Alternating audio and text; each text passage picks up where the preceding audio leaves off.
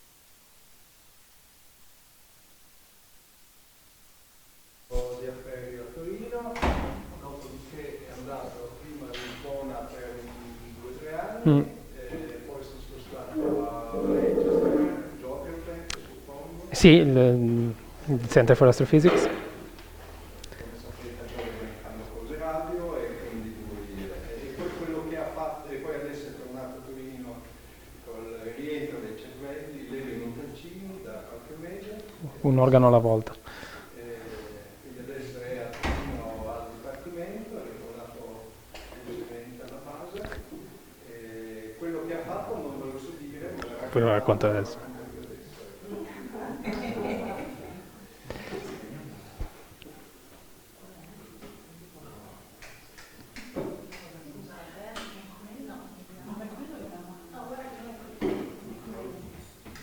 Okay. It's microphone is on. So good morning to everybody. Thanks a lot for having me here to give this seminar. It's the first time that I'm a speaker here, although I've been here many times when I was PhD student to listen to seminar speakers. Exactly. So this is basically what I did, and let's hope that it's so far so good. Today I'm going to talk about what my current interests, also related to my fellowship, to Rita Levi Montalcini Fellowship, and which cover quite a different sets of topics. And I hope I won't spread myself too thin, but in any case, if you are interested more in some of the topics, just let me know. It's just a very interactive talk. The title is Synergistic Cosmology Across the Spectrum, and so you can already see that there are two main topics. Let's see.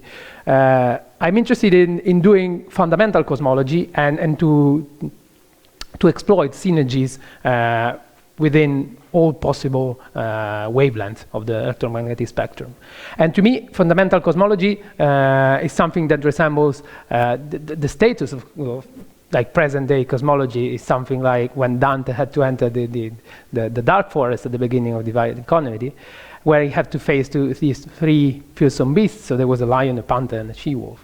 And at the status of cosmology, this dark universe at the moment is basically, to me, in this analogy, is very similar, because we have to still to understand what's dark matter, what's dark energy, and what drove the primordial universe inflation. So what was the mechanism at the basis of that?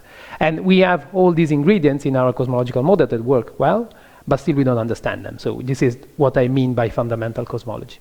And what I want to exploit is the wealth of synergies. If you look at the dictionary, synergies is the interaction or cooperation of two or more agents, or something, emphasized to produce a combined effect which is greater just at the sum of the separate effects. And this is very timely, in my opinion, because if you look at this plot, so I stole this slide from ESA, where there was ESA fleet across the spectrum, and I pasted on top of that all the other experiments that are not ESA, but still related to cosmology. And you can see that there's a wealth of data coming in the next years from the radio, where I've started working on radio cosmology between Lisbon and Manchester, and this the SKA, so the Square Kilometre Array, and all its pathfinders that are going to be built at the moment. Actually, some of them are already taking data, and Planck and possible new experiments like Planck, Act Pole and South Pole Telescope, and in the infrared JWST and Euclid that will be launched in a couple of years. And we have already this long digital sky survey, Vipers, dark energy surveys releasing the new data now, and up to the Fermi wavelength, to the gamma, energies with yes, exactly, also Gaia. Although I think there are interesting things that you can do for cosmology also with Gaia, quite a lot. And so this is how I think it's timely to look at this cross correlations and see these synergies. And so the outline of my talk is first of all to convince you that it's not just timely, but it's also useful to do these synergies and to study these cross correlations. And then I will show you three instances of why these are important, but I don't want to spoil, so this is just a spoiler alert, and I'll explain what this is in a bit. But this will be related to studying, so using weak lensing, cosmic shear in radio optical synergies, the search for dark matter particles, and something related to the largest cosmic scales. So let's start with the first thing. And the idea, what I'll be using for the next of the talk is in terms of cosmology, there's correlation of cosmological and astrophysical observables. So just a very brief summary of what it means. So let's suppose that we have some cosmological perturbations, could be temperature anisotropies like in the CMB, or density fluctuations. So this is some kind of scalar field, or function of time and position in space.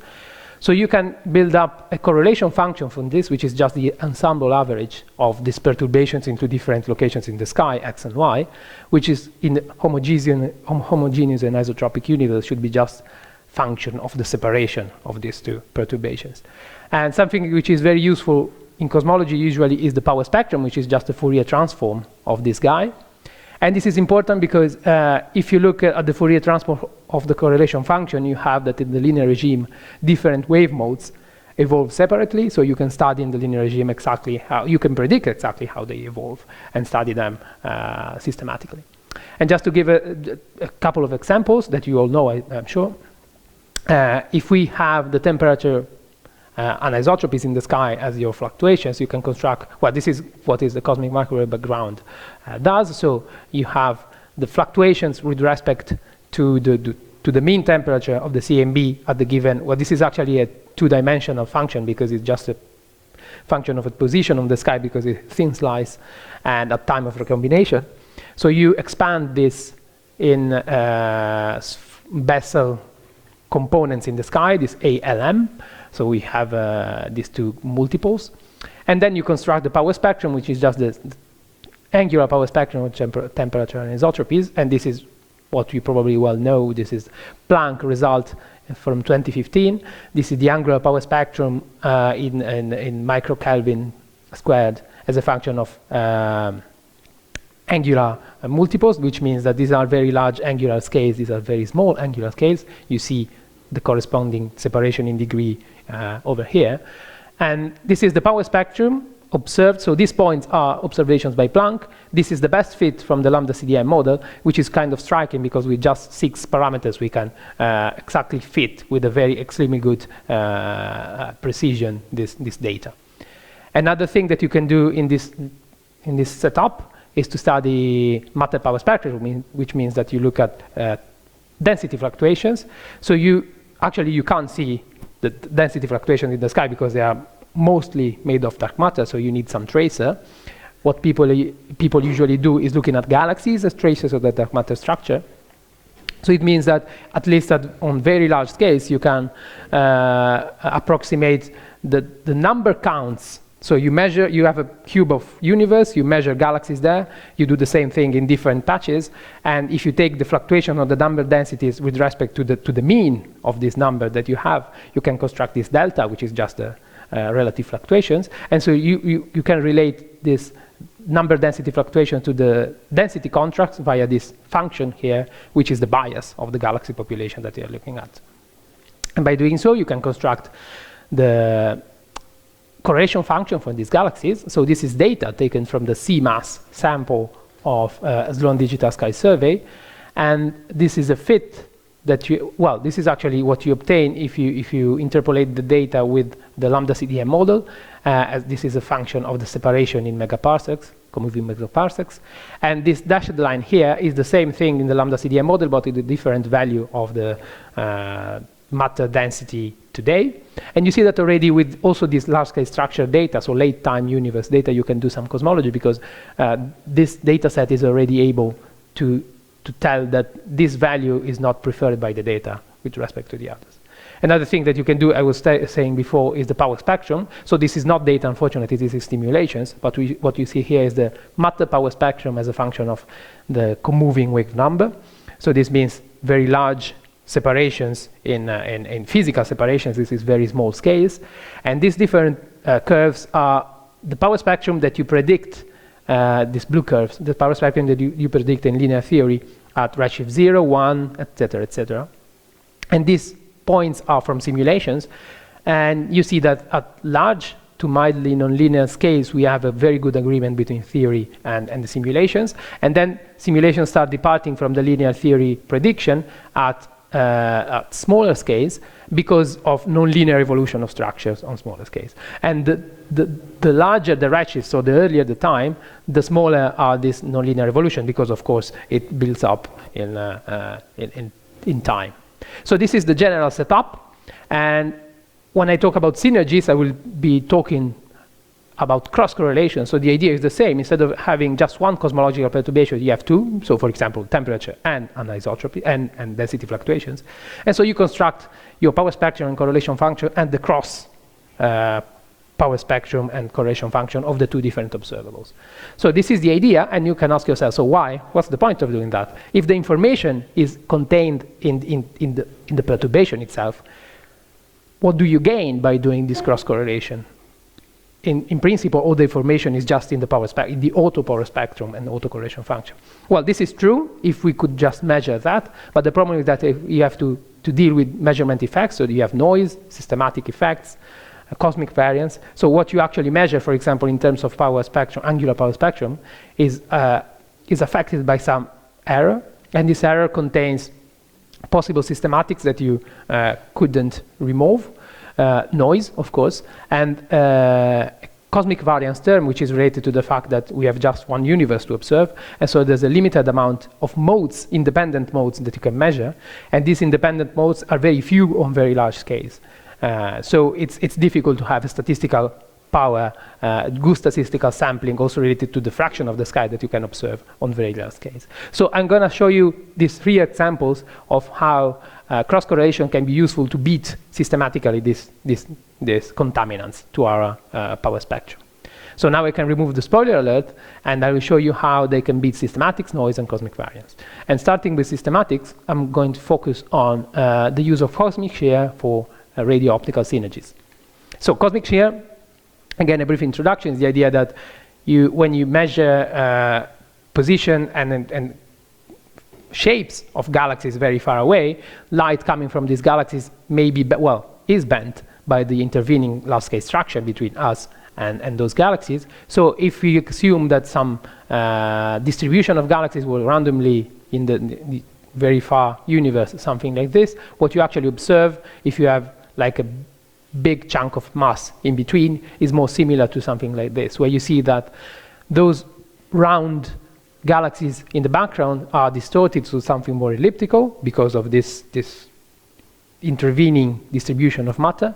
And also around an overdensity, you have the tangential alignment of these ellipticities. This is what is called cosmic shear. And if you want in the weak lensing regime, so where these distortions are very small, this is not strong lensing, so you don't see beautiful arcs and things like that. You just see small distortions. So you can't really say that these galaxies have been distorted. But you can say on a statistical level, you can decompose these effects into a convergence, so like a magnification of your object, and the shear, which is something that stretches into ellipses around objects. And this it's actually a vector perturbation, so you have like two different bases. So by observing the correlation between these ellipticities, you can construct a cosmic shear power spectrum. In this case, your perturbation is the cosmic shear signal, gamma, and then again, you have all the usual framework. And this is, for example, prediction from what Euclid, so optical near-infrared galaxy surveys measuring shapes of galaxies from redshift 0 up to redshift 2.5, photometric redshifts for like 1 billion galaxies or something like that. And SKA, so radio survey, observing from in interferometry, so having shapes from the continuum emission of the galaxies, and then having the spectra from H1 emission, so neutral hydrogen emission of those galaxies. You can reconstruct again the shapes, so the ellipticity of these galaxies, and you can construct this power spectrum. And this is a prediction that we made for the cosmic shear angular power spectrum as a function of, again, angular scale, so large scales to small scales. From this spectra, so the green, magenta line are for Euclid, the black one are for SKA. You can already see that the SKA, so radio, is going to observe a larger fraction of the sky. compared to optical satellite like Euclid. So the thing, well, I don't want to go into details of this, it's just the fact that we have these predictions that are very good, and the difference, for example, between these two experiments you can already see, because, for example, SKA, you don't have dust absorption in the radio, so you can observe galaxies up to higher redshifts, and higher redshift means that you build up this lensing signal to a bigger chunk of universe, so you have larger signal because it's an integrated effect.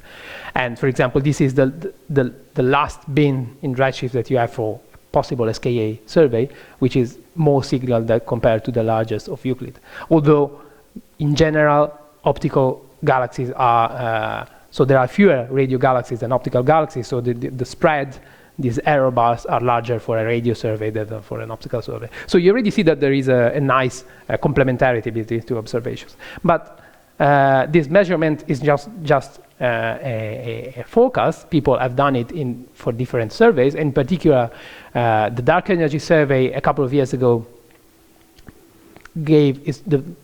published the first cosmology paper from cosmic shear with this data, and in particular, I was in the same office in Manchester at this guy, which is the corresponding author of this paper, that used to have a blackboard by his desk with something like that written on it. So whatever you can think of, it will probably bias your lensing measurement. Lensing measurements are extremely difficult. So it's a beautiful and very simple in terms of theory prediction, but in terms of measurement, it's just hell, because you have to remove a lot of systematic effects from the measurement of these shapes of galaxies.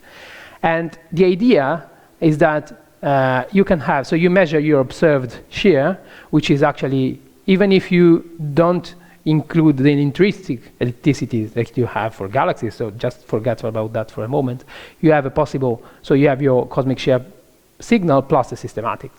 And if you take the correlation function, well, you have your cosmic shear correlation function, what encodes cosmological information, what you want to measure.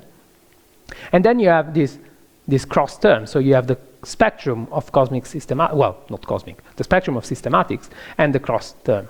So we can assume that this cross term actually drops because possibly systematics and signal shouldn't correlate, but at least you still have to minimize this term here, otherwise this is going to affect your results. And the idea is that if you do the same thing but correlating the same shear for radio observation and optical observations, then you have, so shear is lensing is achromatic, so it means it's the same signal across the spectrum, so you have the same cosmological information, and then you have these terms. Again, the cross terms drop somehow, but the nice thing is that then you have the spectrum due to the cross of the systematics in radio and optical. And since they are two completely different experiments, two different wavebands, two different way of measuring this thing, this also don't correlate. So in this case, if you take this cross correlation, you have just the cosmological signal itself. And to show this, we made this, in Manchester, we made these forecasts, again for SKA and Euclid. So radio is in blue and optical is in red, and the cross correlation is in green. This is the parameter space of dark energy parameters. So this is just two parameters that describe the equation of state of dark energy, something that we want to measure as cosmologists. And this cross indicates the value that we expect from a cosmological constant. And in this case, well, you can already see that the cross correlation itself, you can barely see it behind all these other ellipses, have the same constraining power of the single experiment. So it means that with these experiments, we will be able to put these constraints on the equation of state. But in this case, there's no systematics. But then if we switch off some kind of systematics, this is like 5% of the power spectrum, you see that the actual constraining power, so the size of these ellipses, which are the bounds on the parameters, don't really change. So systematics don't affect the precision on your measurement, but they do affect the accuracy, because this ellipses start wobbling around in parameter space. So it means that if you reconstruct, if you want to infer the value of these parameters without knowing that there are systematics, you may end up with saying there is this value for the cosmological constant for dark energy, but just because you are interpreting the data in the wrong framework without considering systematics. But the nice thing is that, so this is 15%, this is 30% of of systematic contamination. But the nice thing is that the cross correlation stays in the right place because it's not affected by this cross systematics. So this is the main result, and this is why this use of systematics and this use of cross correlation is useful to beat the systematic effect. So this is what was the first bit. The second is about trying to beat noise thanks to cross correlations. In this case, I'm going to shift to a different topic, which is particle dark matter. Particle dark matter is an established ingredient of cosmology, and the best candidates so far are so-called weakly interacting massive particles, which are just beyond standard model particles, not observed in CERN, etc. And the main idea behind indirect detection of these particles is that if you have these WIMPs, they should have a mass around 100 GeV to, well, around between 10 to GeV to 10 TeV, electron volts. And so if they decay or annihilate, they will produce high energy cosmic rays and gamma rays, because you have these two dark matter particles in this cartoon. They, for example, annihilate each other, and then they produce all of annihilation channel up to positrons, electrons, and gamma rays, basically. Gamma rays because that's the mass that sets the energy of the thing.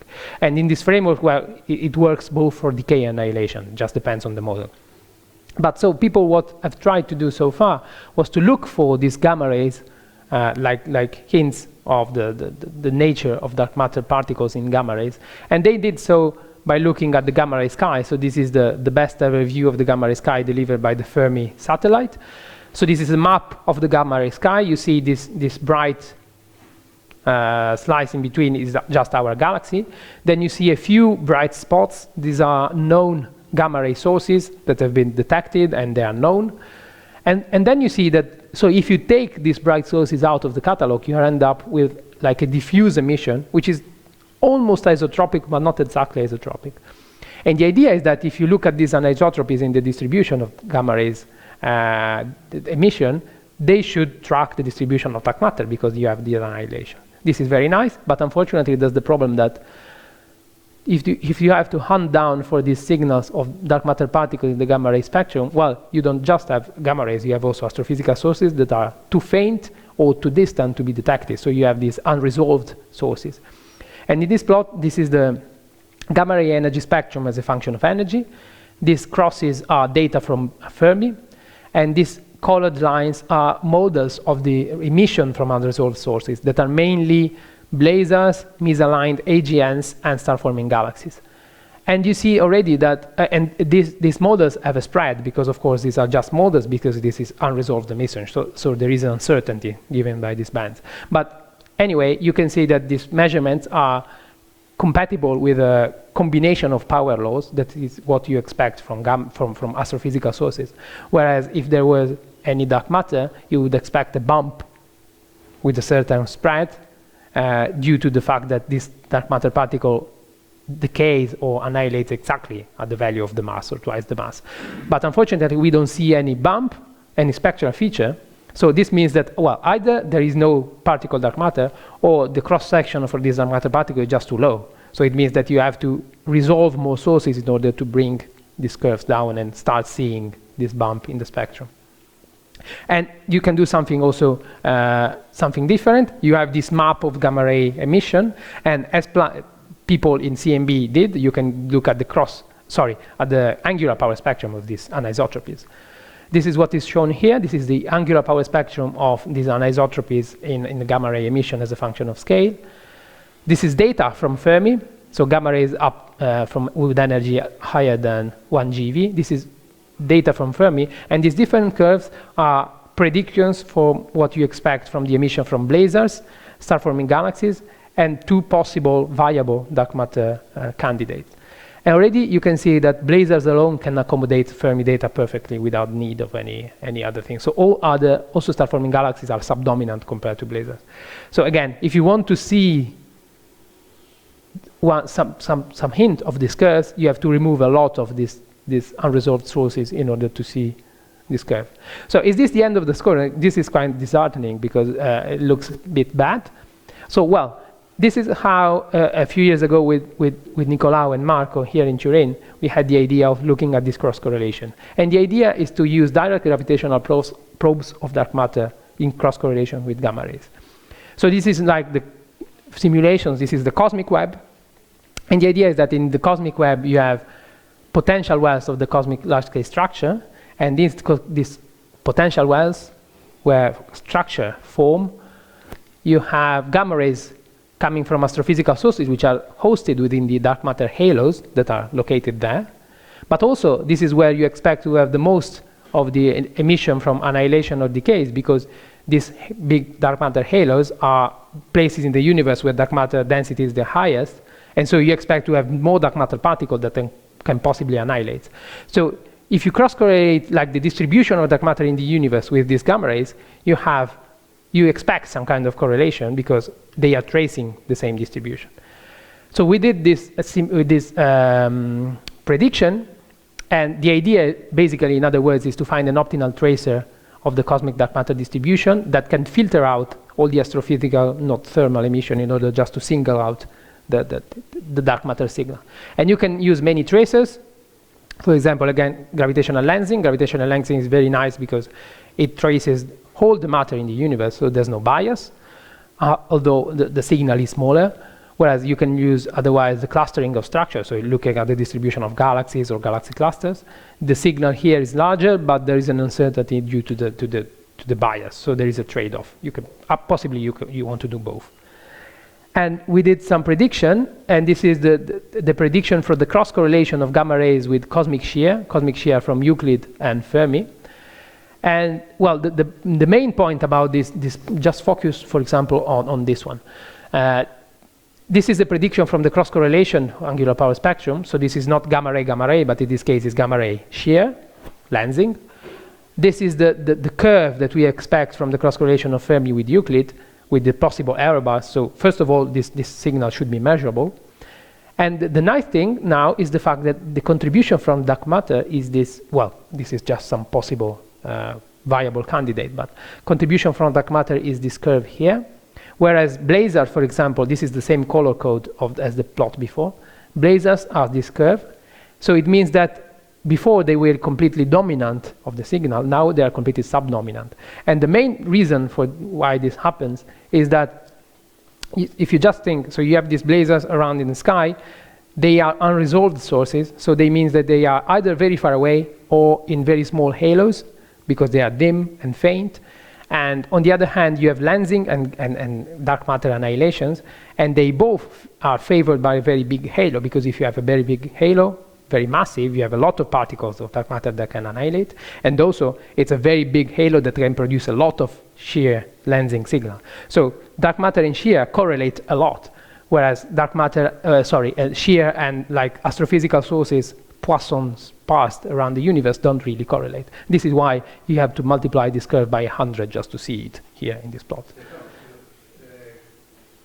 Questo risultato dipende dall'ambiente, dalla distribuzione del sorgente astrofisico Sì. in particolare. Sì. C'è un'incertezza, in realtà poi nell'analisi completa abbiamo usato diversi modelli per il bias di queste strutture astrofisiche, quindi c'è uno spread in questa misura. Però in generale questo funziona abbastanza.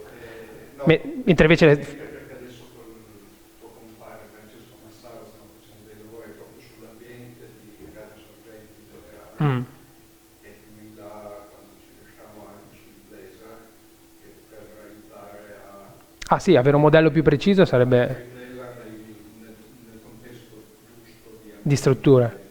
Sì, no, questo sarebbe molto utile perché in realtà ci sono modelli molto diversi.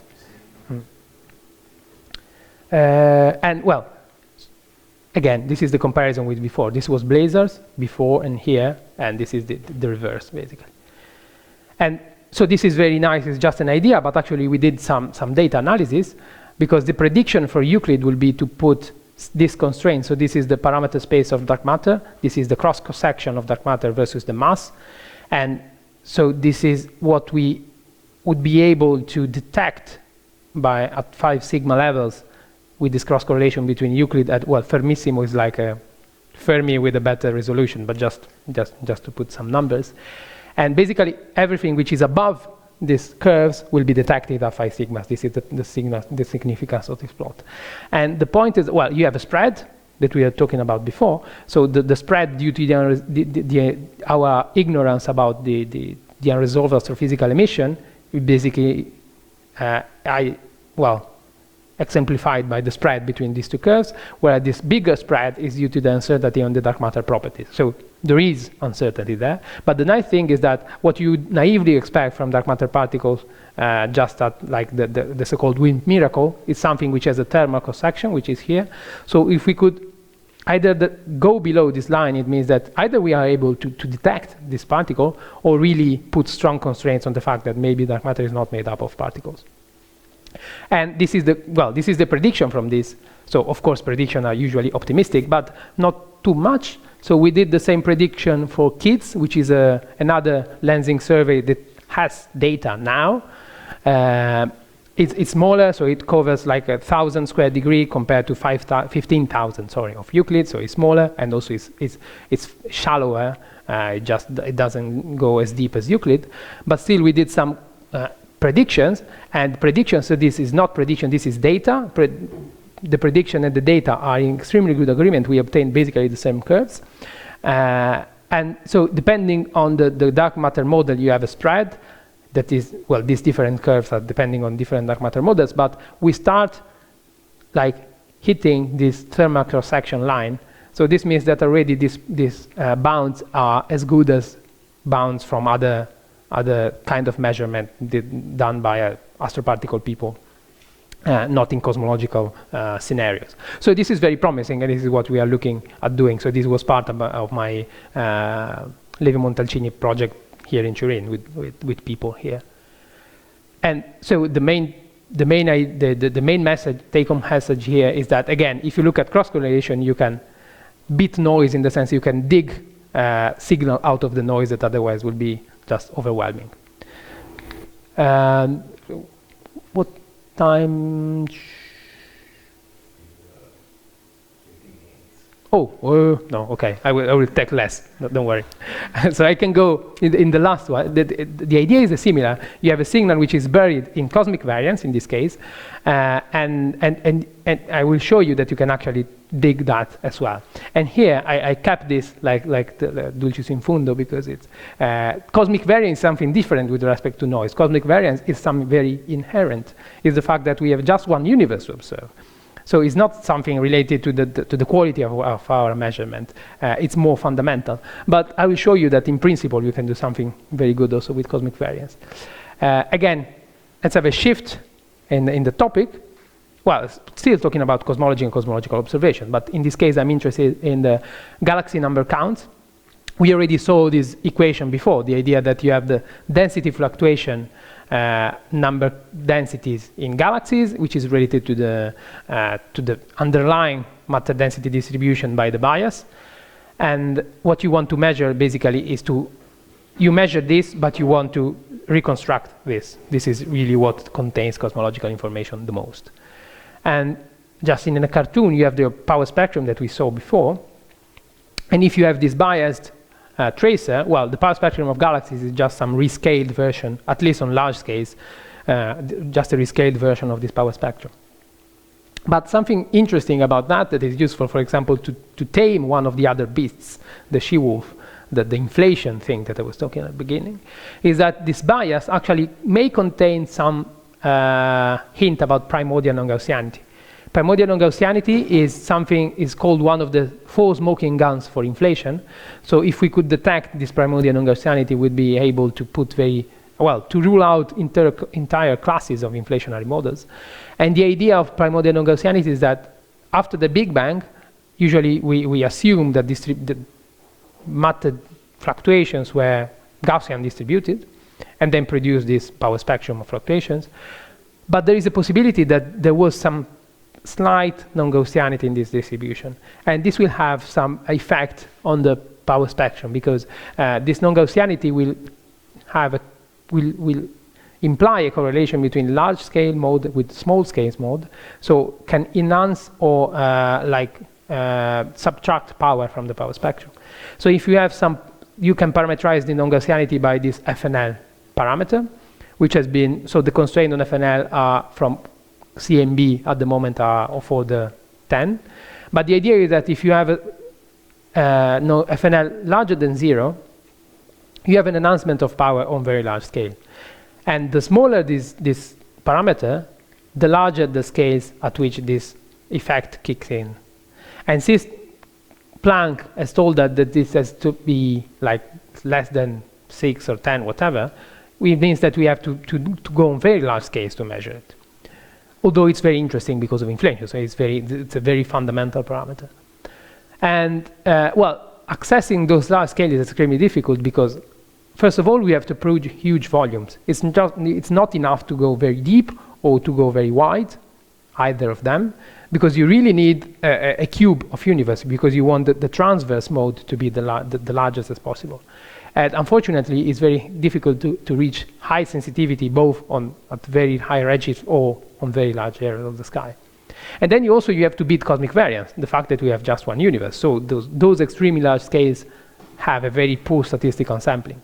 And if you look at the measurements, so again, oh, it's very bad. Well, anyway, this is again the power spectrum, as I showed you before, but at the beginning that was simulations. In this case, this is observations from the Sloan Digital Sky Survey BOSS collaboration.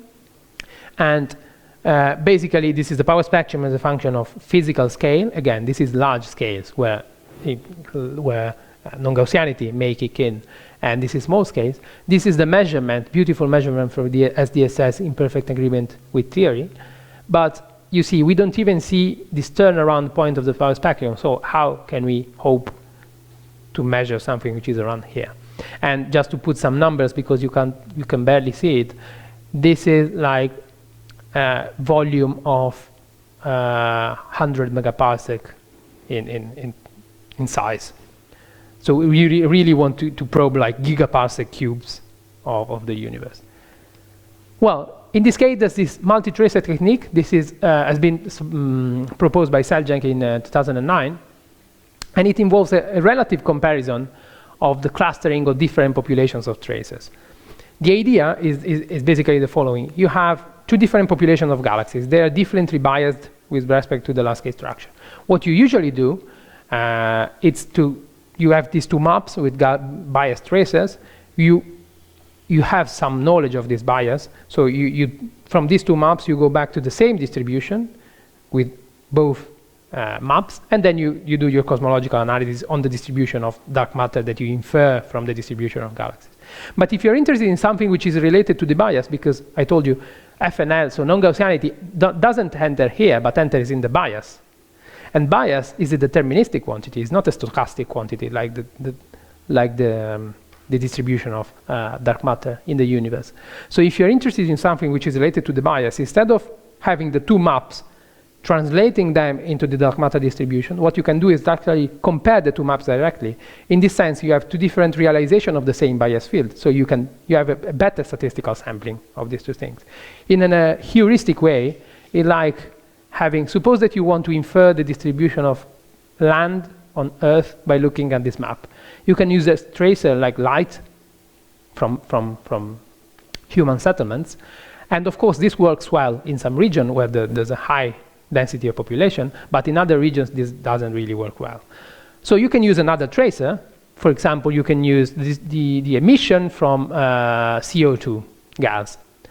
And again, you have a map that works well with a bias, with a very small bias in certain areas, and actually there's a very large uncertainty in other areas.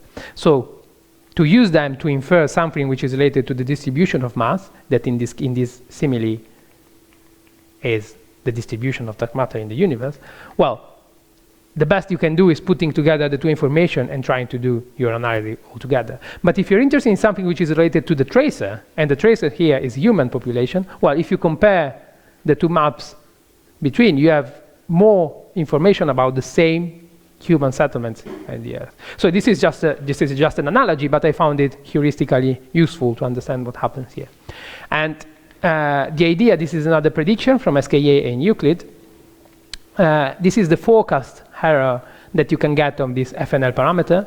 So just forget about the solid lines. This is another thing. But just look at the dashed line, which is FNL. So it means that the smaller this number, the better the constraints that you can put on FNL. At the moment, constraints from CMB are around 10, we said. And in this plot, I show you the forecast that we can have from Euclid so PG is photometric galaxies from Euclid, and H1 is in neutron hydrogen, so from the radio, from the SKA in blue. And this is a function of the noise. So this is to show you that this quantity is really our uncertainty in this quantity is really due to cosmic variance and not to noise. Because if you look at these two dashed line curves here for radio and optical, you can already see that radio, which is blue, does a little better than optical, and this is just because the SKA looks at the larger area in the sky, so you have more volume, which is what I told you before. But then if you start removing noise, so if you're more precise experiment, well, you see that these curves go down a bit, so it's a logarithmic scale, so it's not really super easy to see, but you see that they go down slightly. But then at a certain point, if you have basically zero noise, this curve flatten. And this is because this information is just hidden in cosmic variance. So even if you have very perfect noise experiment, you can't do better than this, just because that's the volume, that's the modes that you can measure. But if you use this multi-tracer technique, this is the black curve, you see that if you are able to remove noise, you don't reach any plateau, because you are interested in something which is related to the tracer, and so by doing this multi-tracer, you basically have multiple universes to observe in terms of the bias. So this is a forecast, but what we want to do as soon as data from precursor from SKA appear is to actually put some numbers with real data here. So this is quite exciting. So this is basically all that I wanted to say. It's very exciting because it's a great time for timely synergies between various wavelengths, and this cross-correlation are valuable for various reasons. As a very zero level, it's always useful to cross-check the validity of results at two different wavelengths, because you can be sure that you did the right thing. But then these cross-correlation are very useful because they can help in accessing signal which otherwise is buried in noise or cosmic variance, and they're very useful in removing or at least alleviating the impact and contamination from systematic effects. And I think, yeah, this is all. Thanks.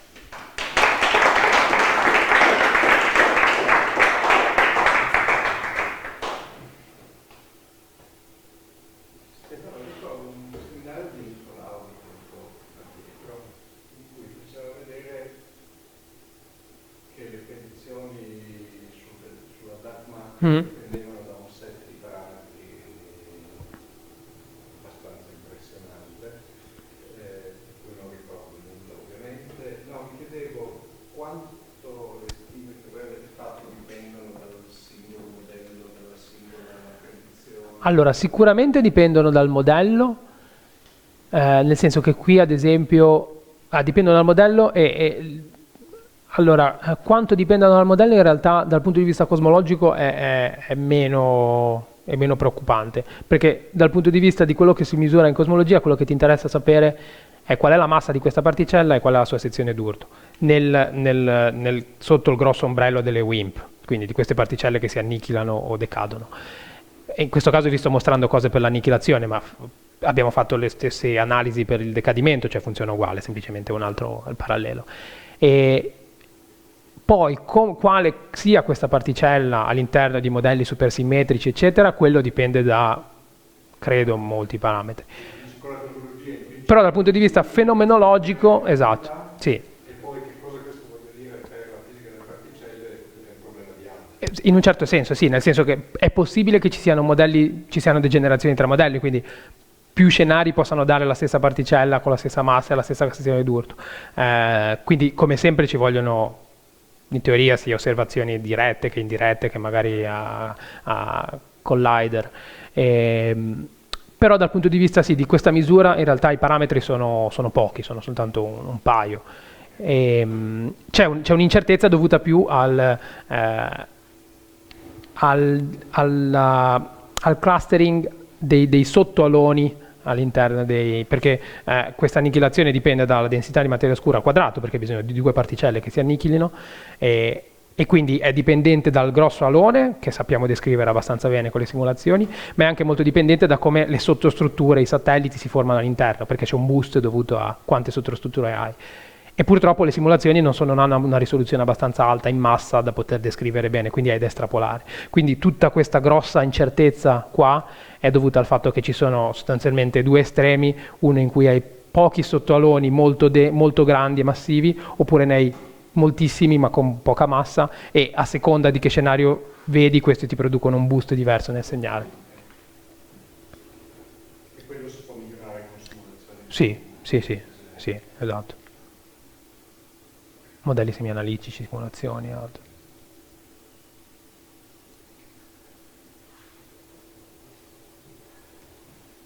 Question on the validity of the assumption that in the calculation of optical and radio data, mixed terms vanish and do not contribute anything. How valid is it? Well, it's fairly valid as long as you have systematics that are additive. So if you have a signal plus a systematics, there's conceivably no reason why they should correlate at such different wavelets, such different experiments. The way you measure these things are completely different. So in optical you have your nice galaxy and you really fit an ellipse for that galaxy by the image. In the radio you do completely different things, so you can look at the UV plane and try to decompose the effect of the shear in the UV plane, and so you have a measurement, you have an estimate of the ellipticity like in Fourier domain, so it's completely different. There might be some, so that's why in the end I put not just removing but also alleviating, because there's another possible problems.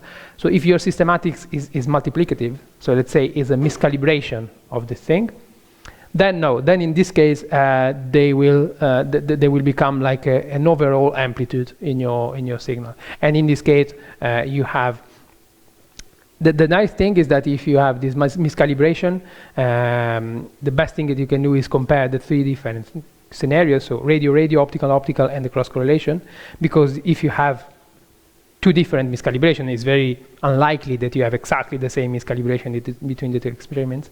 Then you would expect to see different, so it's like a system with three equations and two unknowns, which are the miscalibration in the two wavelengths. And so if you see a mismatch of your results, you can try to solve iteratively for this mismatch and go back. Quello che volevo dire è che quando uno può usare questo risultato qua per in un certo senso correggere i risultati per dire di Euclid da solo. Sì, esattamente. Sì. Il termine strano te ne accorgi. Perché lo vedi diverso dall'altra parte.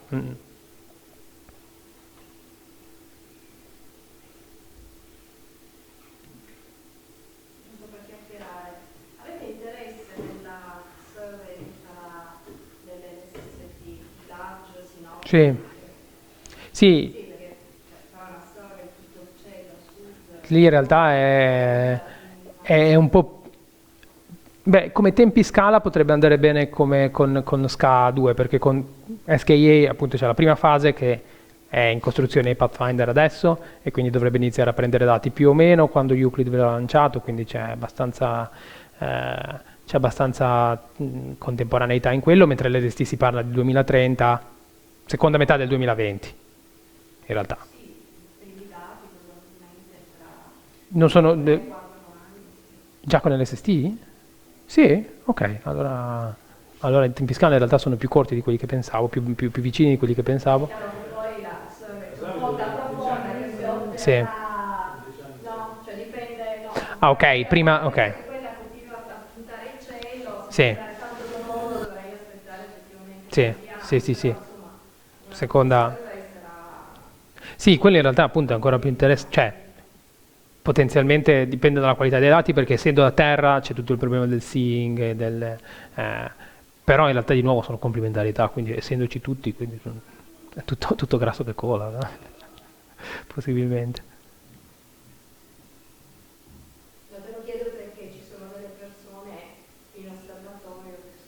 Ma quella è la situazione.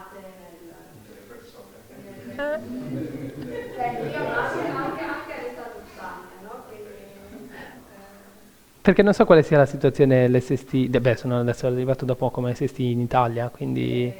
Noi sappiamo la parte INAF, che l'INAF ha finanziato dei PI per poter avere l'accesso diretto ai dati. Ah, ok, quindi c'è qualcosa. Quindi c'è già qualcosa che ci stiamo già muovendo adesso. Perché in Inghilterra c'era Sarah Bridle, che era proprio tra l'altro a Manchester da noi, che era non so se si chiamasse PI, ma comunque insomma la referente nazionale UK per l'SST, e con i soldi di fondi vari aveva comprato delle PI ship per gli inglesi. Loro sono entrati massicciamente, sì. Certo, però vuol dire che quindi ci sono altrettanto delle... E io ad esempio quando ero su ero entrato come, non come BI ma come associate, whatever, cosa fosse. E quindi però sapevo che bisognava avere un PI di riferimento, quindi ci voleva una persona. Quindi anche però qua in Italia, quindi ci sono delle... Ci sono 15 PI ship che in realtà loro volta raggruppano un numero totale di 40 e qualcosa progetti, giusto? Esatto, perché c'è anche cose di cosmologia? Sì. Molto bene. Molto interessante. L'osservatorio più fuoco. Noi abbiamo un Beh, però... progetto sul Blabla, visto che Sì, vabbè. Blabla, quindi insomma magari sul futuro. Sì, volentieri, infatti. Assolutamente. Va bene, quindi è stato molto utile questo. No. Grazie a voi.